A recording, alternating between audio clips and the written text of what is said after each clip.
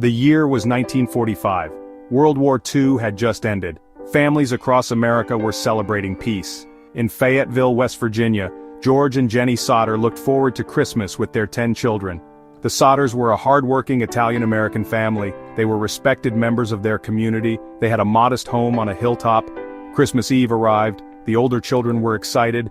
5 of the Sodder children, Maurice, who was 14, Martha, who was 12, Louis, who was 9, Jenny, who was 8, and Betty, who was 5, stayed up late playing. Their mother tucked them into bed. She promised to leave the door unlocked. A strange car had been seen around the house. Jenny wanted the children to be able to escape if there was a fire. Around 1 o'clock in the morning, Jenny woke up. She smelled smoke. She saw that the house was on fire. She screamed, waking George. The fire was moving quickly. George, Jenny, and 4 of their children escaped. They desperately tried to rescue the 5 children still trapped inside. Flames blocked the stairway. George ran outside. He tried to climb a ladder to the 2nd floor. The ladder was gone. He tried to start his truck. The truck wouldn't start. Frantic, George yelled for his children to jump from the windows. He hoped to catch them. The fire raged out of control. Neighbors heard the commotion. They rushed to help. They called the fire department, but the fire department was slow to respond. By the time they arrived, the house had collapsed into ashes. The 5 Sodder children were gone. As the ashes cooled, a horrifying question emerged. Where were the children? Firefighters sifted through the debris. They expected to find the children's remains, but they found nothing. No bones, no teeth, no sign of the 5 children. The lack of remains puzzled everyone. The fire had been intense but not hot enough to completely incinerate 5 bodies. Some experts suggested that the children might have suffocated from smoke before the fire reached them. But, even then, there should have been some trace of them. The mystery deepened. The Sodders were devastated. They refused to believe their children were dead.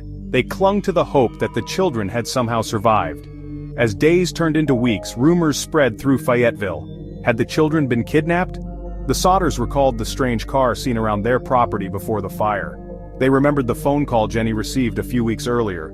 A man had asked for a name that Jenny didn't recognize. He had laughed strangely when she told him he had the wrong number.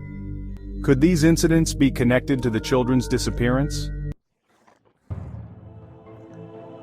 The more the Sodders thought about it, the more convinced they became. Their children had been kidnapped. The fire, they believed, was a deliberate act to cover up the abduction. The strange phone call, the missing ladder, the car, it all pointed to foul play. The Sodders reported their suspicions to the police, but the police were skeptical. They believed the children had perished in the fire. The Sodders refused to give up. They hired a private investigator. They put up billboards along highways. They offered a reward for information. Section 6. A family's relentless pursuit. The Sodders never gave up. Years passed, but the Sodders never stopped searching. They followed every lead, no matter how small. They wrote letters to newspapers and appeared on radio shows. They even contacted the FBI, but the investigation went nowhere. The Sodders faced skepticism and even ridicule.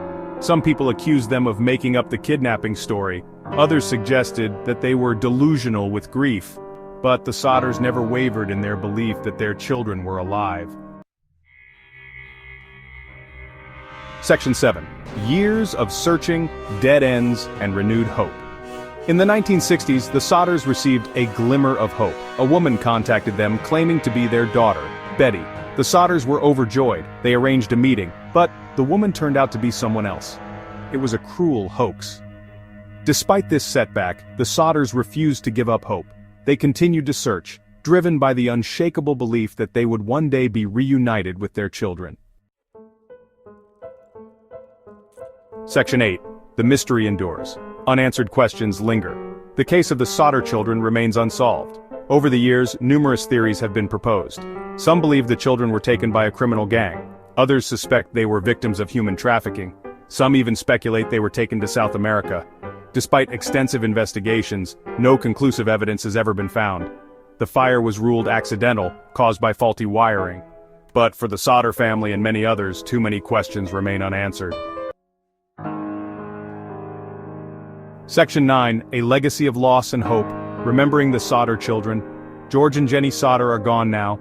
They both died never knowing what happened to their children. Their story remains a haunting reminder of the enduring power of hope and the devastating impact of unanswered questions. The case of the missing Sodder children continues to fascinate and puzzle people worldwide.